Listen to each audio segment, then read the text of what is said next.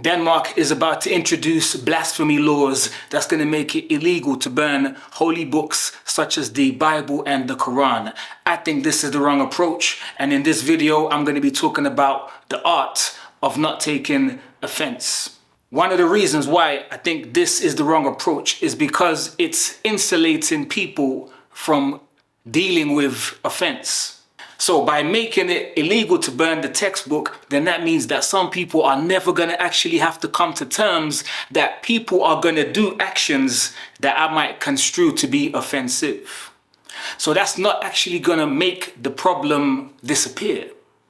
It's putting a plaster over the main issue, which is the fact that people are choosing to be offended. Now, the Quran was being burnt, and in response, people stormed the embassy. They felt so connected, so offended on behalf of God that they had to storm the Swedish embassy, the Danish embassy. The level of offense was so strong that they forgot that, listen, at the end of the day, I believe in God. Surely God is going to judge those individuals. If this is such a sin, then surely God will judge these individuals. So why would I feel compelled to take action? And so this is the way that I conceptualize offense. Offense is something that you choose. So we can make a choice to be offended. We can make a choice not to be offended. But it's very difficult because a lot of people identify with the emotion of anger and outrage. And what that does is that creates an automatic reaction. So perhaps what we need is more of a response, a more rational response. Because at the end of the day, something might be offensive, but it doesn't mean that you have to be offended. There is a choice in the matter. Let me give you an example. In fact, let's do a thought experiment. I want you to think of the most offensive act that could be done, or the most offensive thing that can be said.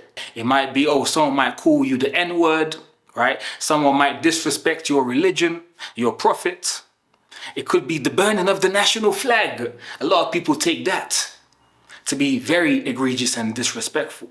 Now think about that. Imagine that thing happened. How would you respond? What would you do? So this is almost a dress rehearsal for if that situation actually manifested. Would you be able to do nothing? Just let it go? Or would you be compelled to act, to strike, to rebuke, to storm the embassy? So ultimately, we're making that decision. And here's the thing about the society that we're in.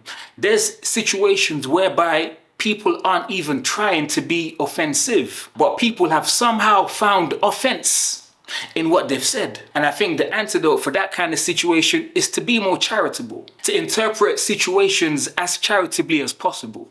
Now, of course, there are some individuals who are actively trying to offend. So context matters. And in this case of the burning of the Qurans, perhaps these individuals were looking to actually antagonize and generate a response. And it's almost like they've played into the handbook by storming the embassy.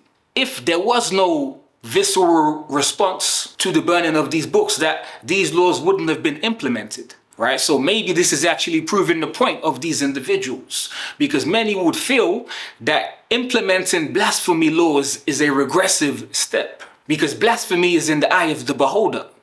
Someone believes this book to be holy, somebody might disagree, but now the state is going to legislate what is holy and what pieces of matter can be burned, what books can be burned and what books can't be burned. The state is going to now make that determination. So I believe, and it's my conception, that we choose whether or not we're going to be offended. And let me tell you how I conceptualize this notion of offense. The way I see offense is like this.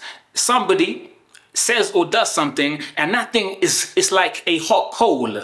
And that hot coal, they put that hot coal in front of you. Now you have the option to either ignore it or to pick up that hot coal.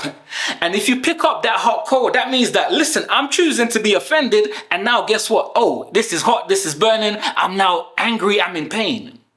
When you could have left the coal on the floor.